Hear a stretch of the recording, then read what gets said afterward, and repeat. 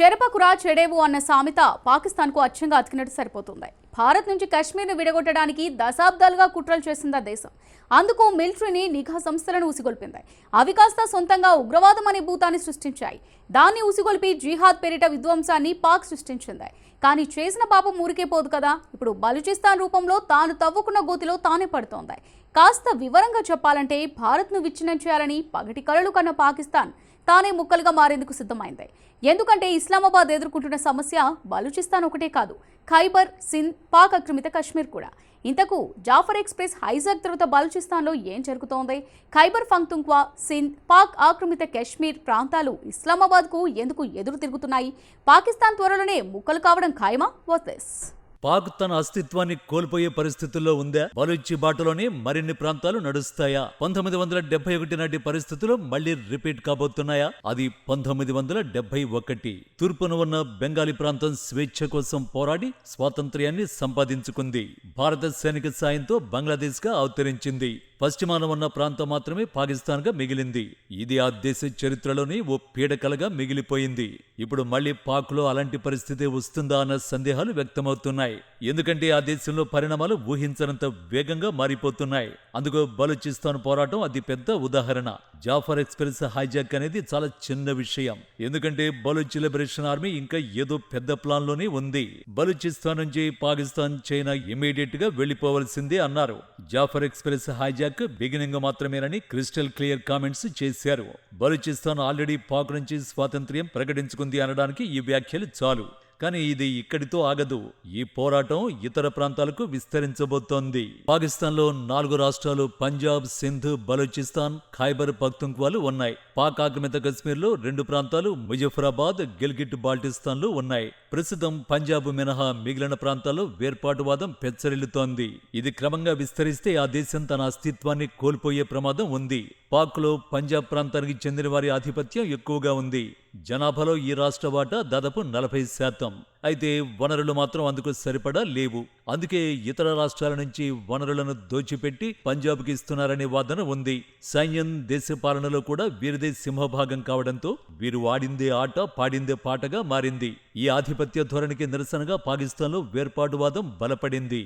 అది ఏ స్థాయిలో ఉంది అంటే, పాకిస్తాన్లో రక్తపాతం సృష్టిస్తున్న మెజారిటీ దాడులకు బలూచి వేర్పాటువాదులే కారణం.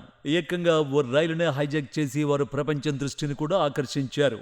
ఇప్పుడు ఎక్కడ చూసినా బలూచి లిబరేషన్ ఆర్మీ గురించి చర్చ. నిజానికి పాకిస్తాన్ ఏర్పాటుకు ముందు బలూచిస్తాన్తో ఇస్లామాబాద్కు ఎలాంటి సంబంధం లేదు. ఎందుకంటే బ్రిటిష్ పాలనలో కశ్మీర్ లాగే బలూచిస్తాన్ కూడా ఓ సంస్థానం. పాకిస్తాన్ ఏర్పాటు తర్వాత స్వతంత్రంగా ఉన్న బలూచిస్తాన్ ప్రాంతాన్ని 1948లో తనలో కలుపుకుంది. అప్పటి నుంచి అక్కడి బలూచి ప్రజలు బలూచ్ లిబరేషన్ ఫ్రంట్ పేరుతో పాక్ ప్రభుత్వానికి వ్యతిరేకంగా పనిచేస్తున్నారు. బలూచ్లో తీవ్రమైన మానవ హక్కుల ఉల్లంఘనలకు పాల్పడింది పాక్ ప్రభుత్వం. తమకు ఎదురు తిరిగిన వాళ్లను ఆచూకీ లేకుండా చేసింది. ఏ ప్రాంతమైనా అణచివేతల్ని కొంతవరకే భరించగలుగుతుంది. ఆ తర్వాత తిరుగుబాటు మొదలవుతుంది. నాడు బంగ్లాదేశ్లో జరిగింది కూడా అదే. ఇప్పుడు బలూచిస్తాన్లో అదే జరుగుతోంది. ఎప్పుడైతే పాకిస్తాన్ అణచివేతలు తీవ్రమయ్యాయో బలూచ్ లిబరేషన్ ఆర్మీ పేరుతో ప్రజలు ఎదురు తిరగడం మొదలుపెట్టారు. ఈ group China Pakistan economic corridor ప్రాజెక్టుని వ్యతిరేకిస్తోంది. ముఖ్యంగా చైనా పెట్టుబడుల్ని తీవ్రంగా వ్యతిరేకిస్తోంది. బలూచిస్తాన్లోని గ్యాస్, ఖనిజ వనరుల్ని చైనా, పాక్ దోపిడీ చేస్తున్నాయని ఆరోపిస్తోంది.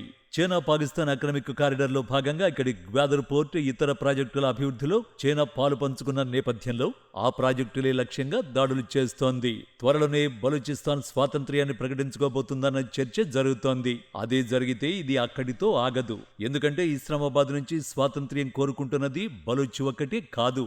బలూచ్ తర్వాత ఆజాదీ కోరుకుంటున్న మరో ప్రాంతం సింధ్. బ్రిటిష్ వారు తాము ఆక్రమించిన సింధు రాజ్యాన్ని బలవంతంగా పాకిస్తాన్లో కలిపారు. ఆనాడు మొగ్గ తొడిగిన పోరాటం 50 ఏళ్లుగా వృద్ధి చెందుతూ వచ్చింది.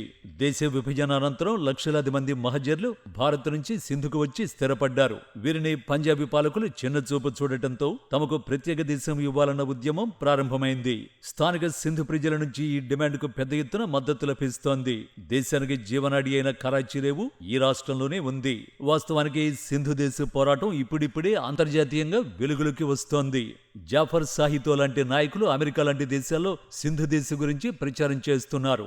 బలూచిస్తాన్లో చేసినట్టే పాకిస్తాన్ ఇప్పటి వరకు చాలా మంది సింధు దేశ నాయకులను హతమార్చింది. వేల మందిని జైళ్లలో నిర్బంధించింది. ప్రభుత్వ అణచివేతకు వ్యతిరేకంగా సింధు దేశ్ పీపుల్స్ ఆర్మీ లాంటి సంస్థలు దాడులకు పాల్పడుతున్నాయి. ఇటీవల బలూచిస్తాన్ వేర్పాటువాద గ్రూపులతో సింధు వేర్పాటువాద గ్రూపులు చేతులు కలిపాయి. జాఫర్ ట్రైన్ హైజాక్ వెనుక తామే ఉన్నామని బలూచ్ లిబరేషన్ ఆర్మీ ప్రకటించుకున్నా అనధికారికంగా ఇందులో సింధు దేశ్ వేర్పాటువాద గ్రూపుల హస్తం కూడా ఉండి ఉండొచ్చు. సో బలూచిస్తాన్ స్వాతంత్ర్యం ప్రకటించుకున్న వెంటనే ఈ గ్రూపులన్నీ సింధు స్వాతంత్ర్యం కోసం పోరాటం చేయడం ఖాయం. బలూచిస్తాన్ సింధు తర్వాత ఇస్లామాబాద్ నుంచి విముక్తి కోరుకుంటున్న మరో ప్రాంతం ఖైబర్ పఖ్తుంఖ్వా. పాకిస్తాన్లోని వాయువ్య రాష్ట్రమైన ఖైబర్ పఖ్తుంఖ్వాలో పష్తూన్ జాతీయవాదం బలంగా ఉంది. ఆఫ్ఘనిస్తాన్లోనూ వీరి సంఖ్య మెజారిటీగా ఉంది. రెండు దేశాల మధ్య డ్యూరాండ్ రేఖ ఉన్న సన్నిహిత సంబంధాలు, బంధుత్వాలు ఉన్నాయి. ఆఫ్ఘన్ వాసులు ఎక్కువగా వస్తున్నారన్న కారణంతో పాక్ సైన్యం తరచూ సరిహద్దును మూసేస్తోంది. దీనిపై పష్తూన్లు ఆగ్రహాన్ని వ్యక్తం చేస్తున్నారు. ఖైబర్ పఖ్తుంఖ్వా ప్రావిన్స్ ఆఫ్ఘన్ ఆనుకుని ఉండడంతో పాక్ తాలిబన్ల ప్రాబల్యం ఎక్కువ. ఎంతలా అంటే అక్కడి గిరిజన ప్రాంతాల్లో పాకిస్తాన్ చట్టాలకు విలువే లేదు. తాలిబన్లు చేసిందే చట్టం, చెప్పిందే న్యాయం.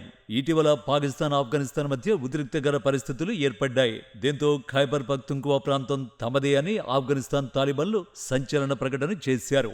ఇప్పటికే ఆ ప్రాంతం తెహ్రీక్ ఈ తాలిబాన్ పాకిస్తాన్ ఆధీనంలో ఉండడం, ఆ సంస్థకు ఆఫ్ఘన్ తాలిబన్ల మద్దతు ఉండడంతో త్వరలోనే ఖైబర్ పఖ్తుంఖ్వా ప్రావిన్స్ ఆఫ్ఘనిస్తాన్లో కలవడం ఖాయమని విశ్లేషకులు అభిప్రాయపడుతున్నారు. మరోవైపు పాక్ ఆక్రమిత కశ్మీర్ కూడా చాలా కాలంగా ఇస్లామాబాద్ నుంచి స్వేచ్ఛ కోసం పోరాడుతోంది. ఇటీవలే రాజ్నాథ్ సింగ్, జైశంకర్ వంటి నేతలు పీఓకే విలీనం కావడానికి ఎంతో సమయం లేదని ప్రకటించారు. అందుకు తగ్గ ఏర్పాటు కూడా చేస్తున్నట్టు కనిపిస్తోంది. సో త్వరలోనే పాక్ ఆక్రమిత కశ్మీర్ కూడా భారత్లో విలీనం కావచ్చు. వివరంగా చెప్పాలంటే బలూచిస్తాన్ స్వాతంత్ర్యాన్ని ప్రకటించుకుంటోంది. సింధు ప్రాంతంలోనే త్వరలో అదే జరగచ్చు. ఖైబర్ పఖ్తుంఖ్వా ఆఫ్ఘనిస్తాన్లో విలీనమయ్యే అవకాశాలు ఉన్నాయి. సింపుల్ గా చెప్పాలంటే పాకిస్తాన్కు మిగిలేది కేవలం పంజాబ్ రాష్ట్రం మాత్రమే. నిజానికి ఈ పరిస్థితులన్నింటికీ కారణం పాకిస్తానే. భారత్ నుంచి కశ్మీర్ను విడదీయాలనే కుట్రలతో ఉగ్రవాదాన్ని పెంచి పోషించింది. లష్కర్-ఇ తోయిబా, జైషే మహమ్మద్ వంటి ఉగ్రవాద సంస్థల్ని సృష్టించి భారత్లో విధ్వంసానికి కుట్రలు చేసింది. ఇప్పుడు ఆ దేశంలోని వేర్పాటువాదులు కూడా ఇస్లామాబాద్ ఉగ్ర మార్గాన్ని ఎంచుకున్నారు. అందుకే కర్మ రిటర్న్స్ అనేది.